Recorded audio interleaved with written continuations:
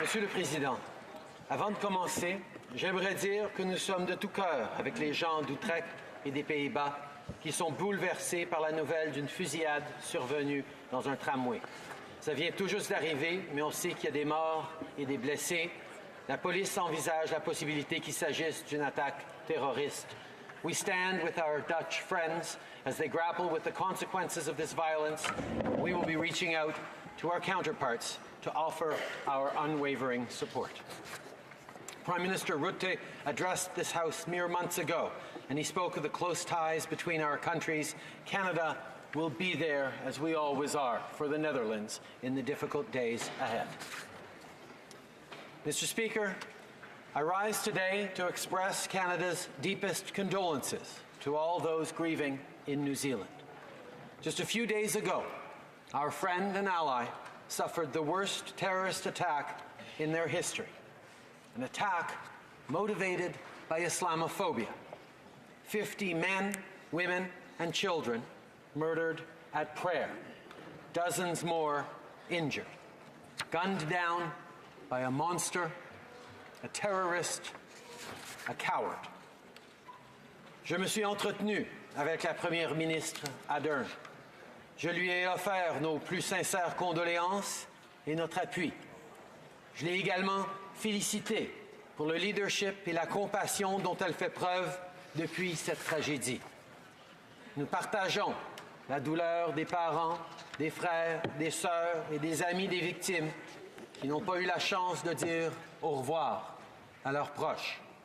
Ces proches tués par une personne haineuse qui a décidé d'adopter une idéologie haineuse. Mr. Speaker, Canada is home to over 1 million Muslims who live and thrive in a free and open secular democracy. It is our responsibility to maintain this freedom so that those who choose to practice faith can do so without fear of violence. To our Muslim friends here in Canada, in New Zealand, and around the world, know that we mourn with you. We feel your pain, and we love you. We will stand by you in the difficult days and weeks to come. The Quran tells us, "The true servants of the Most Merciful are those who behave gently and with humility on earth, and whenever the foolish quarrel with them, they reply with words of peace." Now, if that idea sounds familiar, perhaps you've also heard it in the Gospel of Matthew, which speaks not of revenge and retaliation, but of turning the other cheek. Indeed, if we choose to look for them, the lessons found within our faiths will bind us together and are more powerful than those things that seek to divide us. Il y a à peine 2 ans, j'ai pris part à une vigile qui rendait hommage à 6 hommes innocents de Sainte-Foy à Québec. Des frères, des pères et des fils qui, comme les victimes de Christchurch, ont été tués par balle pendant qu'ils priaient. J'ai accompagné leurs familles dans leur deuil. Des familles qui avaient du mal à croire que leur communauté puisse être victime d'un tel geste de haine. Monsieur le Président, nous avons trop souvent été témoins de tragédies comme celle survenue à Sainte-Foy et à Christchurch. Des innocents assassinés, des manchettes qui sonnent l'alarme alors que les pays sont plongés dans le chaos et dans la violence, des grandes tueries, des massacres qui ciblent les communautés religieuses, des attentats terroristes. C'est une honte. Et malheureusement, les dirigeants du monde portent une part de responsabilité. Une responsabilité que nous ne pouvons pas nier simplement en pointant les autres du doigt. Parce que de nos jours, ceux qui sont les plus fâchés profitent d'une tribune plus grande que jamais. Toxic rhetoric has broken into the mainstream. It's anti-Semitic, Islamophobic, anti-black, anti-indigenous, misogynistic, homophobic. The list goes on and on. This rhetoric is dangerous, hateful, and vile. It lives and festers online, spilling out into the real world with deadly consequences. We see it here in Canada, in online harassment, anonymous letters, defaced places of worship, acts of violence, and even murder. When we fail to denounce hatred with total conviction, we empower those people and legitimize their violence. Mr. Speaker, over the years, we've seen an increase in the number of terrorist attacks targeting Muslims all around the world. So families flee to democracies like Canada and the United States and our allies, praying that their new homes will give them safety, hoping that their kids will know a place where they are not targeted because of faith. But sadly, Mr. Speaker, these same families who fled violence in their homelands are now too often met by a new kind of violence when they reach new shores. Anti-immigrant hatred, right-wing extremism, white nationalism, neo-Nazi terrorism. These groups are alive in Canada, a nation that, under the leadership of Laurier and Diefenbaker and my father, has long championed the protection of minorities and promoted our diversity as our greatest strength. And yet, while the majority of our citizens welcome these newcomers with open arms, small, toxic segments peddle the belief that greater diversity is a weakness. The irony is that these fringe groups say they despise Daesh, Al-Qaeda, Boko Haram, and others. But they spew hatred and incite violence and murder the innocent just the same. They are no better than those they claim to hate. Monsieur le Président, l'enjeu, ce n'est pas seulement que les politiciens ne dénoncent pas assez cette haine, c'est que, dans bien des cas, ils courtisent ceux qui tiennent des propos haineux. J'aimerais dire ceci aux politiciens et aux leaders du monde. La politique tendancieuse, la facilité avec laquelle certains choisissent de s'approprier des idées extrêmes, il faut que ça arrête. C'est pas que des gens meurent, c'est que des gens sont tués. Des mères et des pères arrachés à leur famille, des enfants innocents, insouciants, abattus en un instant sans une once d'hésitation. Mosques, temples, synagogues, churches, concerts, malls, schools, people murdered while vulnerable and defenseless here in Canada, south of the border, and around the world. And the response is always the same. We're aghast as the headlines blare and moms and dads hug their kids a little tighter, and thank God it's not happening to them. Politicians, we stand around, we offer our condolences, and we say nice things in the aftermath. We say that we'll do better. We'll say that never again will such hatred be allowed to fester unchallenged. And then when the flames die down and the smoke clears, we look the other way. We revert back to politicking, figuring out how we can tap into that powerful rage to harness a few more votes. We scapegoat the other to play to our base. With a wink and a nudge, we legitimize this evil. Mr. Speaker, I stand here today to cast a light on this hatred and on our unwillingness to call it out. As leaders, as privileged few with power and an audience, we have a responsibility to do something. This responsibility is not negotiable.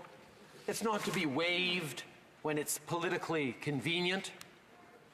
Courting these views is always the wrong choice to make. We have to chase out this hatred from our parties, fight it online, denounce it at town halls, push back when it reaches our front door. Choosing to stay silent while hatred stews, complicity in its most cowardly form.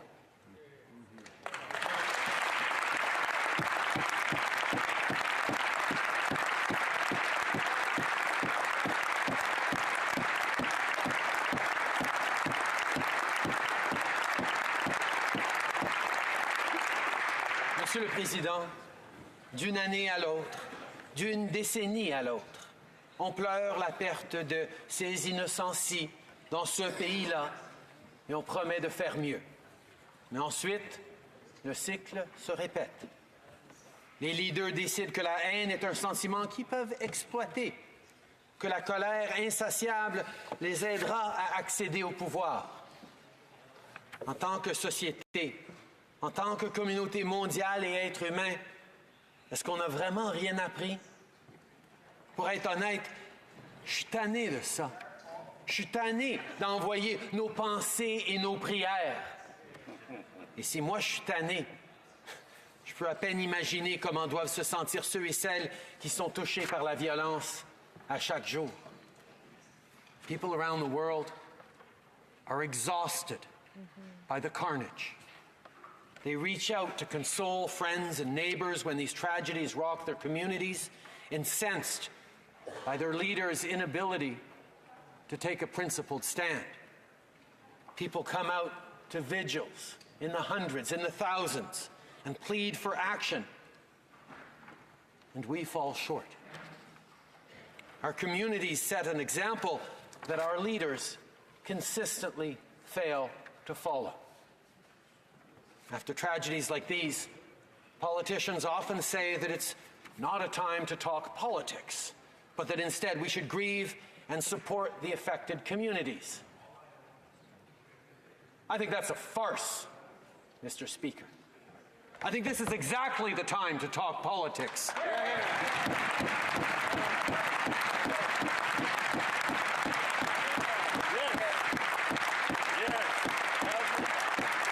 Because the best way to support people is to acknowledge that there's a problem and take concrete steps to fix it. Monsieur le Président, en tant que communauté mondiale, on doit faire un choix. Est-ce qu'on va dénoncer nos leaders qui ferment les yeux devant ceux qui incitent à la violence? Est-ce qu'on va dénoncer nos collègues de travail qui racontent des blagues racistes ou misogynes sans que personne ne dise rien? Est-ce qu'on va dénoncer les trolls sur Internet, ces lâches qui répandent la haine et qui lancent des insultes sur le couvert de l'anonymat? Ultimately, Mr. Speaker, will we do the right thing? Or will we bury our heads in the sand today, only to bury them in our hands later? The tragedy in New Zealand is, sadly, yet another example of just how far we've gone astray. But we cannot let the lessons of those 50 deaths go unlearned. The path we are going down is dangerous and unsustainable. And people are tired of fighting this alone without the full backing of their leaders. But we can take a stand here and now in Canada and around the world and say that enough is enough. That the days of spewing hatred and inciting violence without consequences are over. We owe it to the people of Christchurch. We owe it to the people of Sainte-Foy and of Pittsburgh and of Manchester. Mr. Speaker, we owe it to our kids and we owe it to ourselves. I'm calling on like-minded countries of the world to stand with Canada in this fight. Muslim, Christian, Jewish, black, white, all of us, we must fight this hatred as a team that refuses to accept this as the new normal, a team tired of sending thoughts and prayers. Ici au Canada, on a déjà pris des mesures importantes pour lutter contre la discrimination et la haine. On a intensifié les enquêtes visant les groupes de propagande haineuse, y compris les groupes de suprémacistes blancs et néo-nazis. On a effectué des réformes importantes à l'égard du contrôle des armes à feu. On a augmenté le financement pour assurer la protection des lieux de culte. Et on a investi dans des programmes qui favorisent l'inclusion, qui créent des ponts entre les gens et qui célèbrent notre diversité. Malgré tout, on est conscient qu'il reste encore beaucoup de travail à faire. Mais comprenez-moi bien, on va faire ce qui doit être fait. Et c'est un message qu'on va porter sur la scène internationale. To our partners around the world, the fight against racism and intolerance will be a major fight. But we can't put it off any longer. I know that we can make real change here. We can turn the page and get off this dangerous path we're on. We need only look to our communities for inspiration. Mr. Speaker, there are more good people than bad in this world. The light outweighs the dark. The good greatly outnumbers the evil. We see it when our citizens come together at vigils in the wake of tragedy. We see it when strangers link arms to protect places of worship. We see it in offers to walk with those who fear God in Sainte-Foy, and we're seeing it now in New Zealand. This is an important fight. And I'm calling on politicians of all stripes to follow the example set by the good people we serve and do the right thing. We must counter this hatred, and together we will.